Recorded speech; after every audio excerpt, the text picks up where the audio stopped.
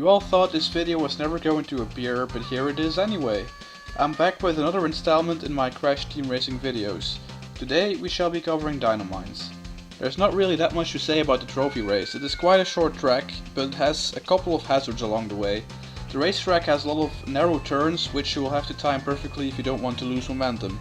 There's also a minecart crossing the road that might give you some trouble.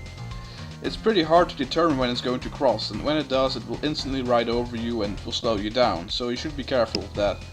Other than that, just be careful in the turns, make sure you take the timing right, and try to go early inside any of the curves on the road. Good luck!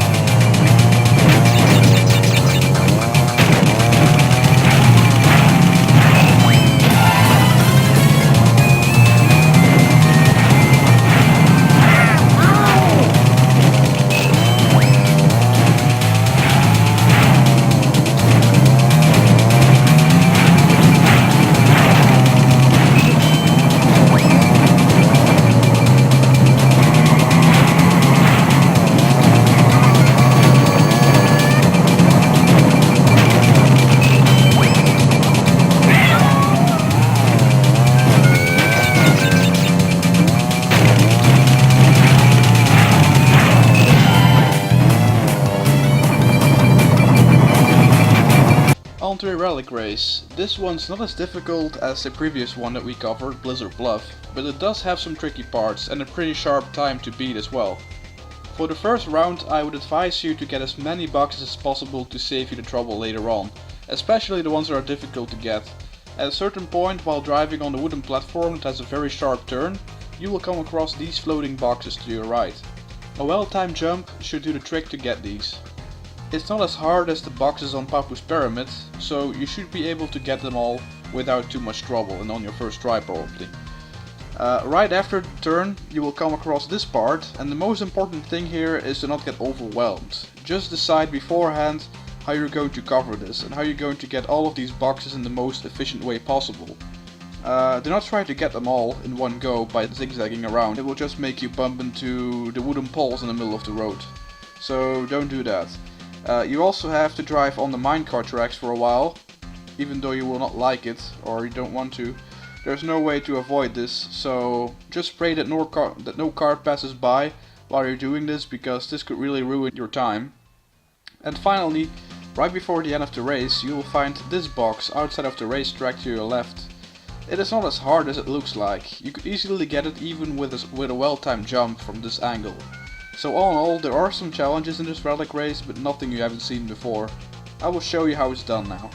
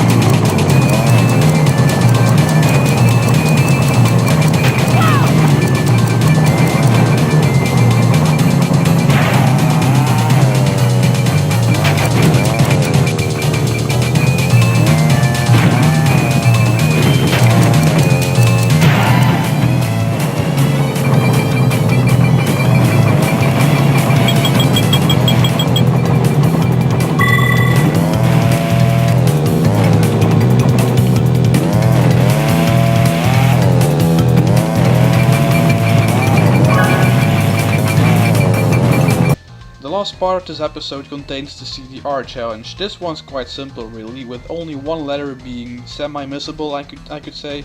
You'll pretty much drive straight into the other two relics. The first one you will encounter is the letter C. It is just inside the lake and you can hardly miss it, it's right in front of your screen if you pass by.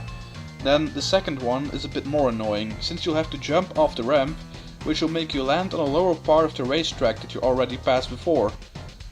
If you're doing this in your first round, you will probably be trailing behind because of this, but don't worry, since you're getting better weapons when you're not in first place, you can easily turn this around by the end of the race. Then there is the last letter, which is right between the wooden poles near the end of the race. It's yet another one that you cannot miss, so best of luck to you and I will see you next time.